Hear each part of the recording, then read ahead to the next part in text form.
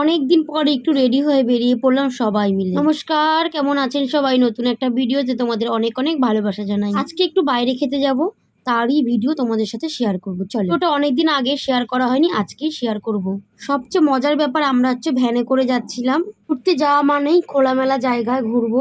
বদ্ধ ঘরে আর বেশি ভালো লাগছে না, তাই সবাই মিলে বেরিয়ে পড়লাম। বেরোনোর সঙ্গে সঙ্গে রাস্তায় দাঁড়িয়ে একটু ফুচকা খেয়ে নিলাম। ফুচকার স্কিপ গুলো নেওয়া হয়নি যদিও বা, তাই শেয়ার করতে পারলাম না। তারপর চলে আসলাম একটা রেস্টুরেন্টে খেতে আমরা সবাই মিলে। নিচে অনেক ভিড়, লোক ছিল, টেবিল গুলো বুক করা ছিল, আর আমরা কিন্তু উপরে বসবো। চলো উপরে গিয়ে দেখা হচ্ছে। আমরা উপরে দিকে যাই। সত্যি কথা বলতে উপর থেকে নিচের ভিউটা এত সুন্দর লাগে, কি বলবো আর তোমাদেরকে। উপরটা ফাঁকা, যেহেতু আমরা অনেকে একসাথে গেছি, প্রায় 10-12 জন, তার জন্য আমরা উপরে বসবো।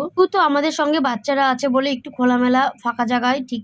তারপর আমরা কি খাওয়া দাওয়া করবো, এখন এটাই সিদ্ধান্ত করা হচ্ছে যে কি খাবো, সবাই কোথায় বসবো। আর বাচ্চারা সঙ্গে থাকলে কার পাশে বসবে, এটা কিন্তু একটা ভীষণ ঝামেলা করে। যাই হোক, ওদেরকে ওদের মতন রেখে আমরা সিদ্ধান্ত করছি কে কি খাবে। থেকে না বাইরের ভিউটা এত সুন্দর লাগে, কি বলবো। আর সেভাবে ভিডিও করতে পারিনি, কারণ বাচ্চারা ভীষণ অশান্তি করছিল নিজেদের মধ্যে। এদের মধ্যে যেমন ভালোবাসা আছে, তেমন কিন্তু হিংসুটি ভাবও আছে। যাই হোক, ছোটবেলা হয়তো আমরাও এরকম ছিলাম। বসাটা হলো যেমন তেমন। আমরা এখন অর্ডারটা দেবো, স্বামী এখন অর্ডারটা দিচ্ছে। কেউ বিরিয়ানি নিয়েছে, কেউ রুটি নিয়েছে, কেউ তান্দুরি রুটি নিয়েছে। যাই হোক, আমাদের এখানে কিন্তু মোটামুটি অর্ডার দেওয়া হয়ে গেছে। ছিল কিন্তু 2 রকমের চিকেন আর মাটন কষা। দোকানের মালিকের সাথে আমার ভাইয়ের বেশ ভালোই ভাব, তার জন্যই মটনটা অর্ডার করা হয়েছে।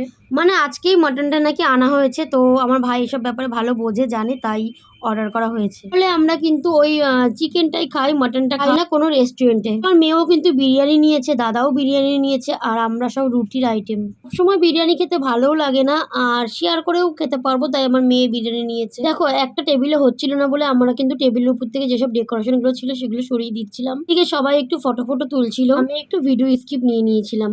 খাবার দাবার গুলো এত টেস্টি হয়েছিল, কি বলবো। আর পাশের টেবিলেও একজন ছিল, মানে ওরাই আমাদের মানে পুরো উপরটাই আর কি। আমরা বলেছিলাম যে যেহেতু বাচ্চা কাচ্চা নিয়ে আসবো, তো একটা ফ্যামিলি 2টো ফ্যামিলি ছিল, আর কেউ ছিল না। রেস্টুরেন্টে কিন্তু ছোটখাটো কিন্তু বার্থডে পার্টিও হয়। সত্যি কথা বলতে খাবার দাবার গুলো এত টেস্টি ছিল, আমরা কিন্তু অতটাও কিন্তু ক্যামেরা বন্দি কিছু করতে পারিনি। আমরা যে যার মতন খেয়ে গেছিলাম। এগুলো তো দেখতেই পাচ্ছিলে, সব ভরা ছিল, সব ফাঁকা হয়ে গেছে অলরেডি। যে খেতে ভালোবাসি এটাই হচ্ছে তার প্রমাণ। একটা মাত্র পেঁয়াজের টুকরো আর লঙ্কার টুকরো পড়ে আছে মাত্র। দেখো, আমার বৌদির মুখে শুধু হাসিনি, মুখটা শুধু বাংলার পাঁচ করে রেখেছে। কিন্তু আমার দাদা আর মনা কিন্তু বেশ এনজয় করে খাচ্ছিল। খাবার পেলে আমি যে কি খুশি, সেটা তো তোমরা ভালো করেই জানো।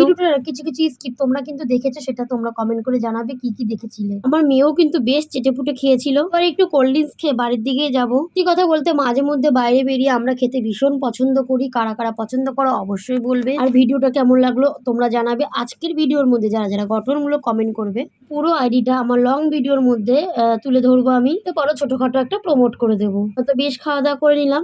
এবার ভিডিওটা তোমাদের যদি ভালো লাগে অবশ্যই শেয়ার করে দেবে।